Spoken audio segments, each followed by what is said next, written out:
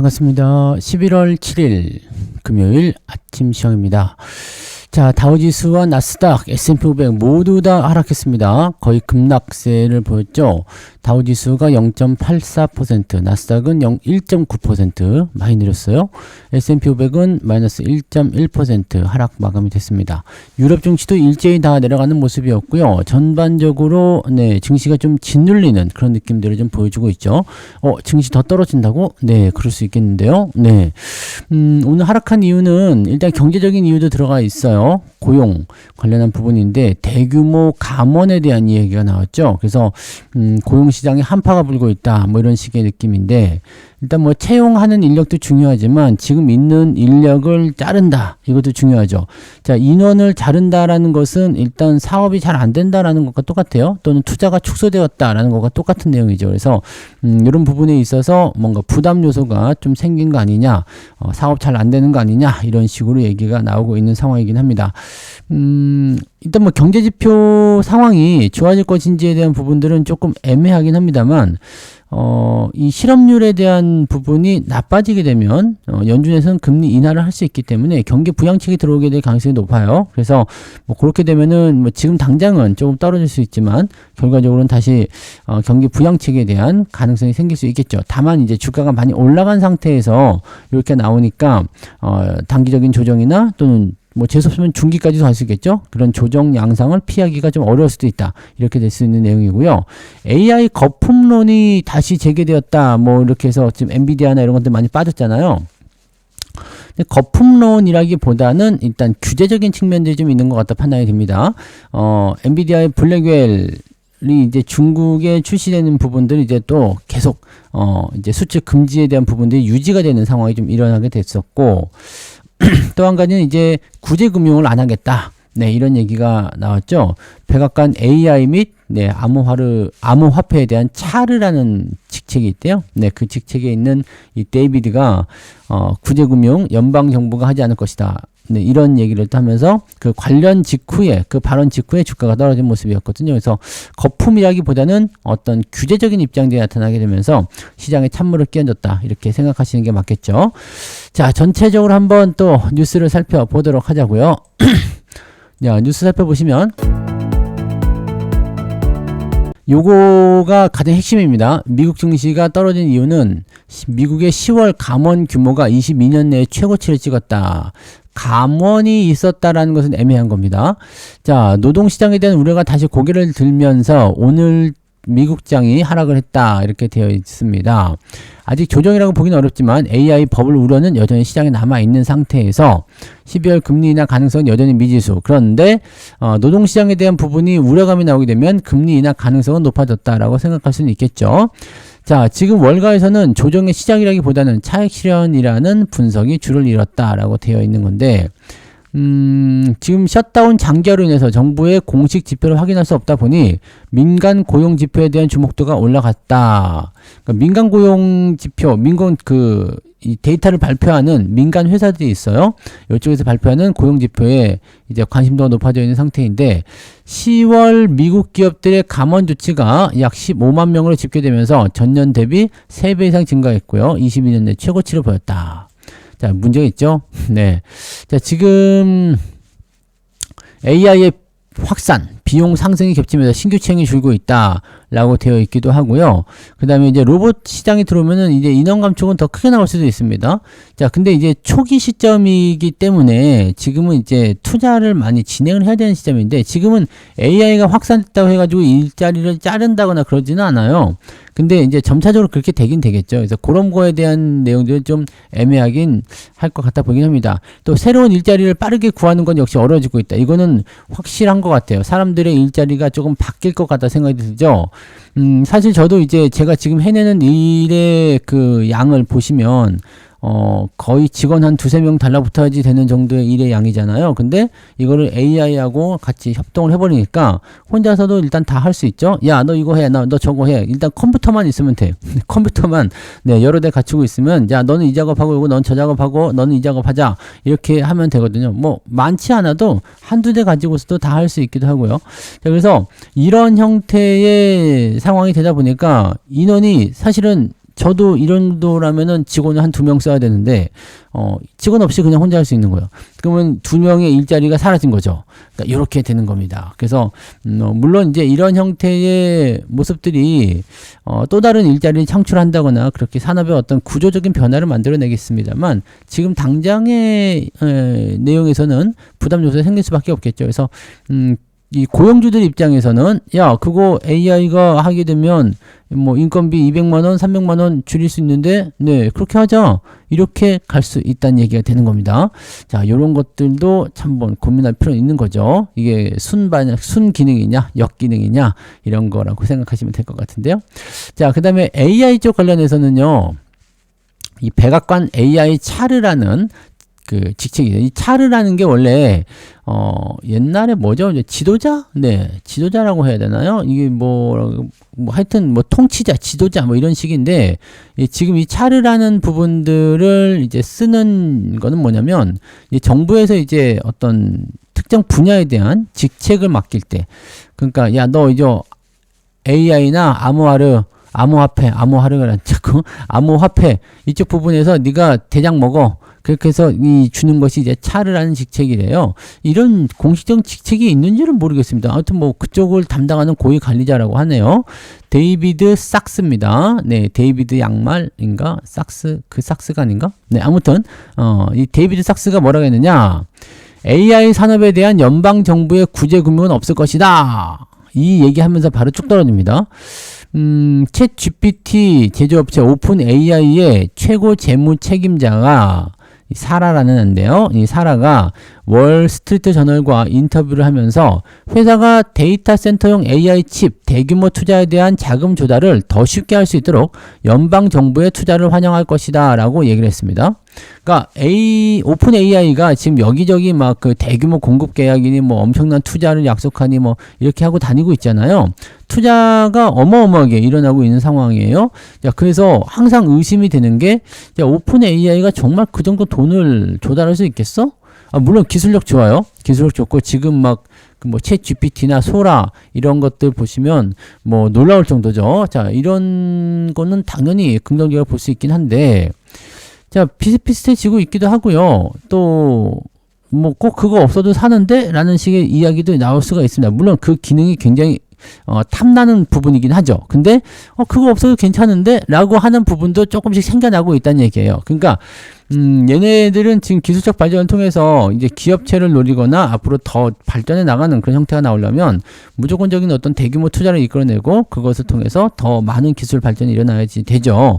그래서 먼저 앞서 나간 선두주자이긴 합니다만 뒤에서 쫓아오는 뭐 지금 오픈 AI가 뭐 최고다라고 얘기가 나오지만 실제로 우리나라에서도 챗 GPT가 가장 쓰는 사람들이 많죠. 근데 그 뒤를 따라서 뭐가 나와요? 구글의 제미나이나 또는 코파일럿 또는 그록 뭐 등등등 요즘에 많이 있죠. 네. 자, 이런 형태의 이야기들 또 우리나라에서도 이 챗 GPT 비슷한 게 많이 나와 있어요. 네. 지금 나오기 시작합니다. 네, 그래서 이런 것들을 살펴보면 이 정도는 이제 다 할 수 있는 정도가 되겠는데? 라는 식으로 얘기가 나오죠. 또 비슷한 것들을 가지고서 이 딥시크 이후에 세상이 많이 바뀌었잖아요. 연산, 추론 뭐 이런 것들에 대한 어떤 지식 직류를 아주 세분화시켜 가게 되면서 나는 그 정도까지 필요 없는데 요것만 강화시킬 건데 이렇게 되면은 비용이 훨씬 절감되거든요. 그러니까 그런 식으로 나오다 보니까 이제 약간의 뭐랄까 패러다임이 좀 바뀌었다고 봐야 되나요? 네, 그래서 그런 식으로 이제 진행이 좀 되었다라는 거죠. 그래서 오픈 AI가 이제 열심히 다른 것들을 뛰고 있기는 한데 과연 그 어마어마한 자금 조달을 과연 해낼 수 있을까라는 부분에 대한 부담 요소가 있어요. 그래서 거기에 어떤 일환인 것 같아요.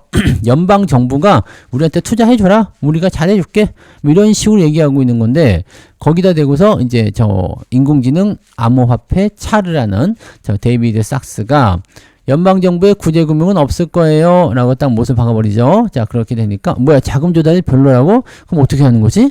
그러면서 주가가 급락했다. 엔비디아는 3% 이상, 팔란티어는 7% 이상 급락하고 있다라는 식으로 얘기가 나옵니다.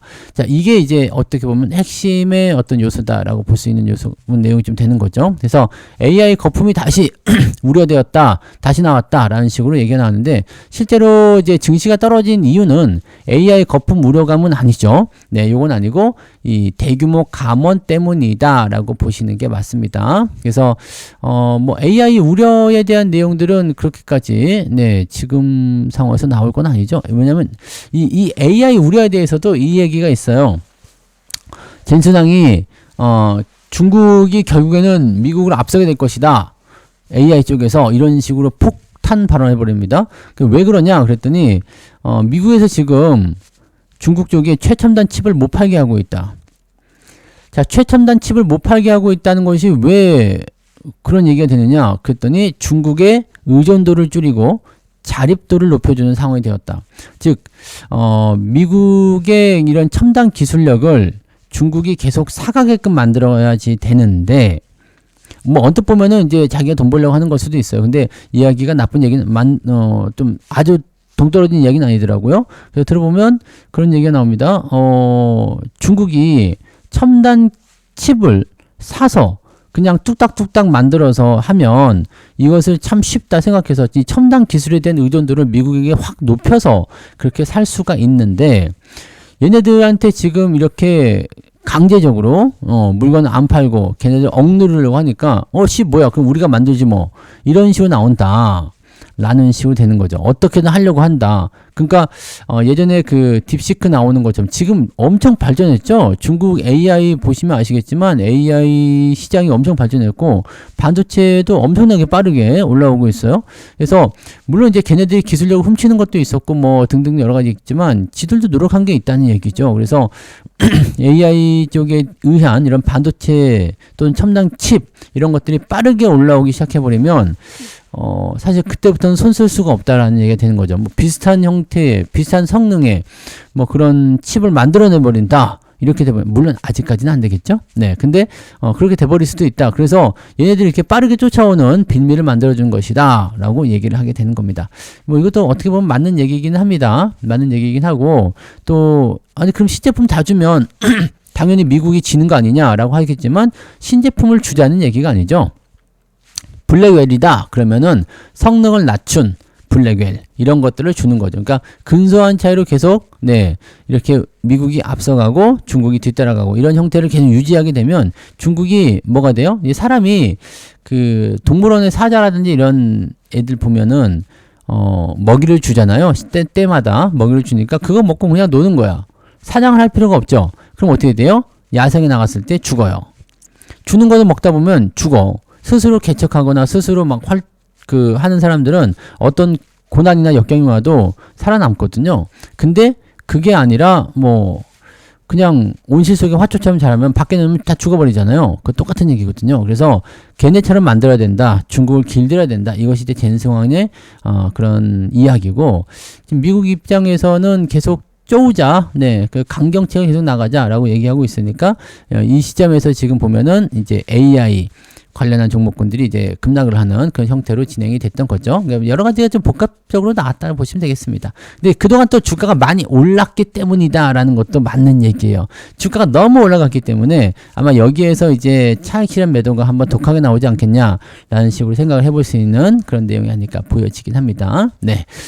자, 그럼 여기에서 이제 최근에 동향이 어떻게 되느냐? 포모 현상.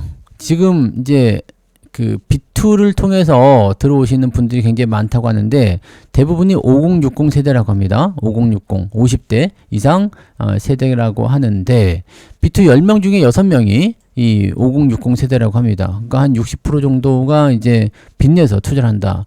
왜냐면 이제 부동산 쪽이 조금 침체라고 봐야 되나요? 이제 규제를 통해서 좀 막혀 있다 보니까 그 자금들이 들어오고 있는 것 같은데 지금 2030 세대가 들어오는 자금들하고 5060 세대가 들어오는 자금들하고 좀 얘기가 달라요. 규모 자체가 상당히 크거든요. 그래서 여기 써 있네요. 거래 규모가 20대에 비해서 10배 수준에 달한다. 그 금액 자체가 큰 금액이 들어옵니다.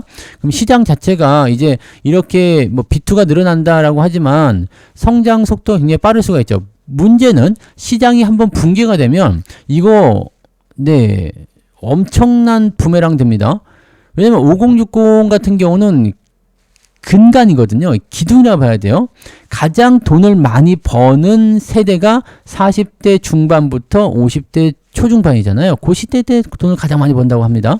가장 많이 벌고 또 다들 보면은 이제 그 시대쯤 되면은 이제 아이들이 어느 정도 성장하게 되면서 물론 돈도 많이 들겠지만 성장하게 되면서 이제 어느 정도 자산의 축적이나 또 이런 것들이 이루어지게 되는 시기이기 때문에 그 돈에다가 플러스 그 내용을 가지고서 대출을 받았을 때 얻어들일 동원할 수 있는 현금력이 상당하죠. 그러니까 그 부분들이 지금 이 시장으로 들어오게 된다라는 거가 되는 건데, 자, 지금 외국인들이 이거 불을 질러 놓은 거죠. 그래서 예적금 등 안전자산 투자를 선호하던 장년층이 무리하게 빚을 내어 공격적인 주식 투자에 나선 것이 아니냐, 이렇게 얘기를 나오고 있습니다.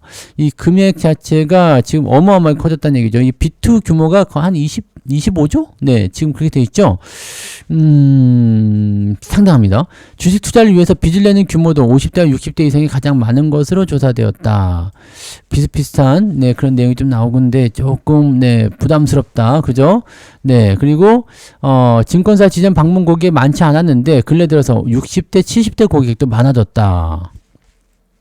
주식 투자에 대한 방법이나 주식 계좌 개설 등을 주로 문의하고 있다. 이 동학개미 운동 시즌2가 생겨나게 되면, 지금 아직은 그런 거 아닙니다. 아직은 뭐, 이제 시장에 확 들어왔다고 보기 좀 어려운데, 이제 본격적으로 시작이 되게 되면, 이제 젊은 세대들은 코인이나 이런 쪽에 분산되어 있는 반면에 50대, 60대는 코인을 별로 안 좋아하죠. 네, 그래서 코인 쪽이 아닌, 네, 주식 시장으로 들어왔을 때 이 돈의 규모가 과거 동학개미 운동 때보다 훨씬 클 거다라고 보시면 되는 거거든요. 일단은 뭐 한 10배 정도 된다고 하니까 그 정도라고 한다라면 지수가 더 올라갈 가능성이 굉장히 높겠죠.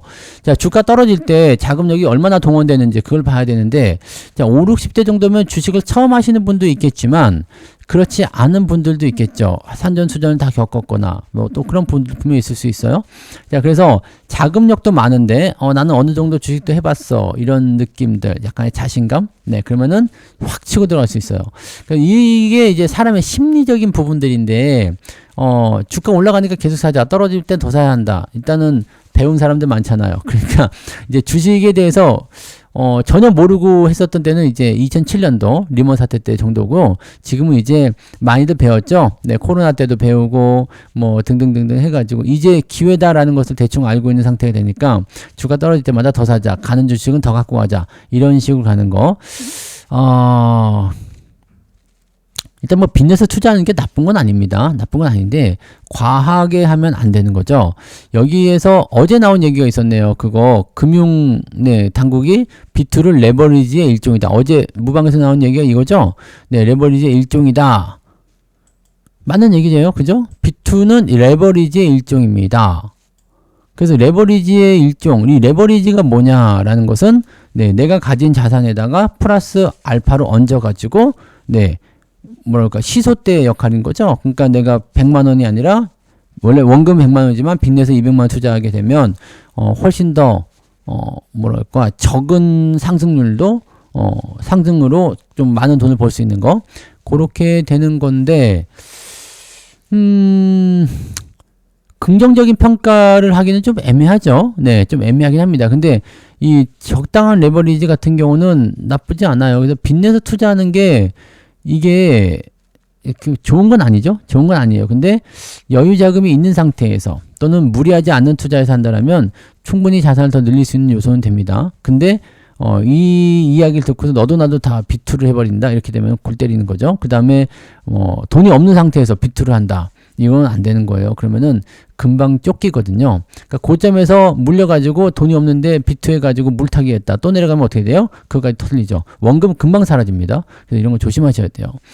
자, 코스피가 4,000피를 돌파하고 나서 워낙 떠들어대니까 주식 투자에 소극적이거나 고금리 특판 상품에만 투자하던 일부 고령층 투자자의 패닉 바잉이 비투로 확대되는 모습이다. 요즘에 보면은 주식을 안 하시는 분들, 그런 분들도 주변에서 워낙 주식으로 돈 벌다는 얘기를 많이 듣다 보니까 다들 그거 그냥 관심권을 가지고 있단 말이야. 근데 재밌는 건 뭔지 아세요?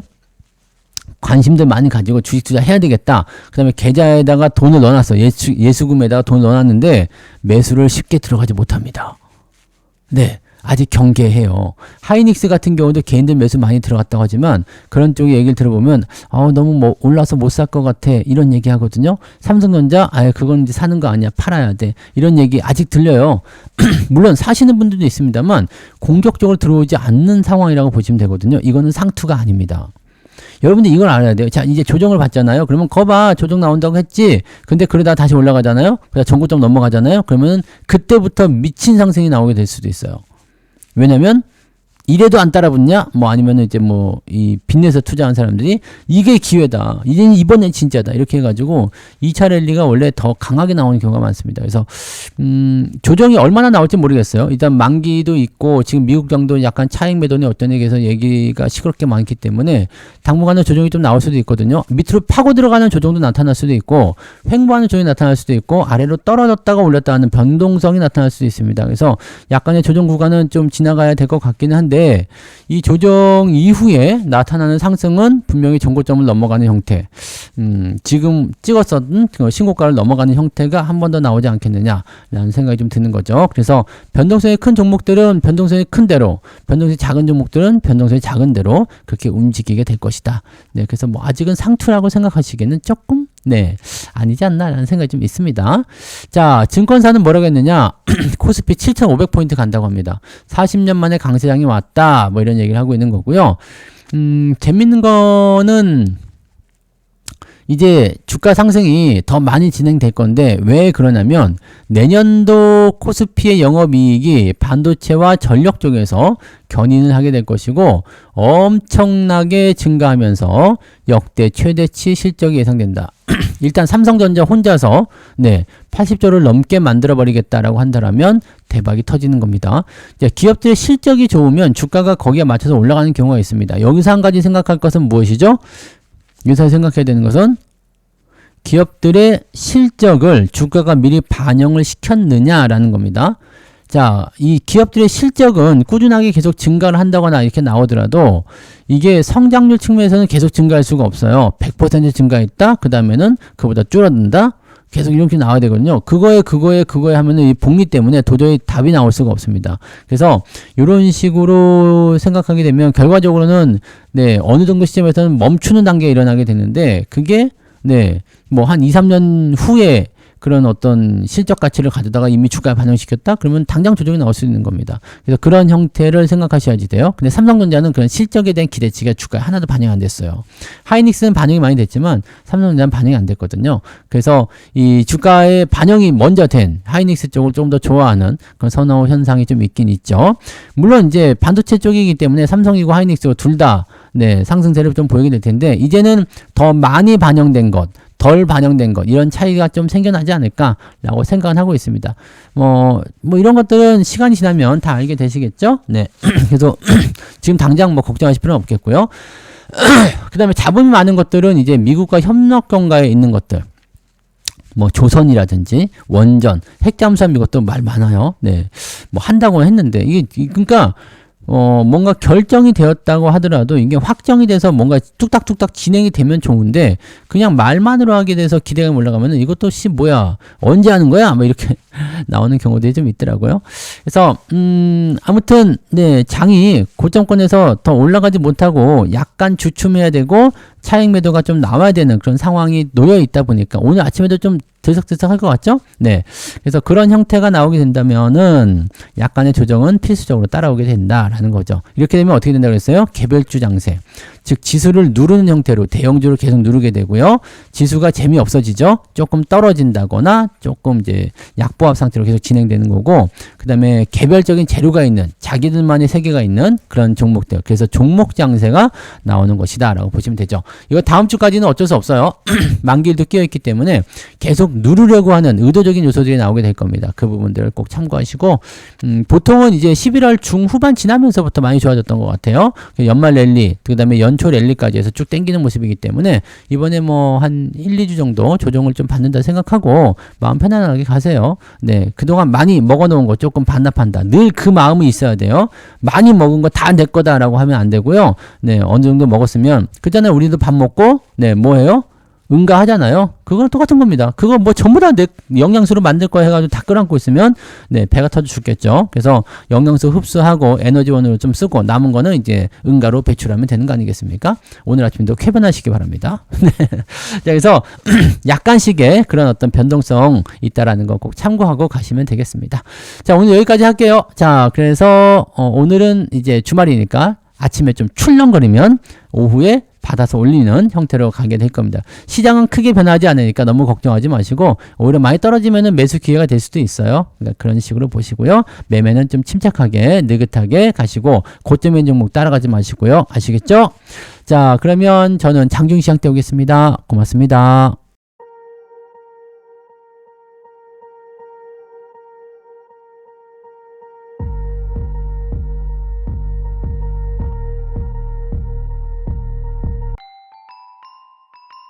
본 방송에서 제공되는 모든 정보는 투자 판단의 참고 자료이며 투자의 최종 책임은 본 방송을 이용하는 본인에게 있습니다.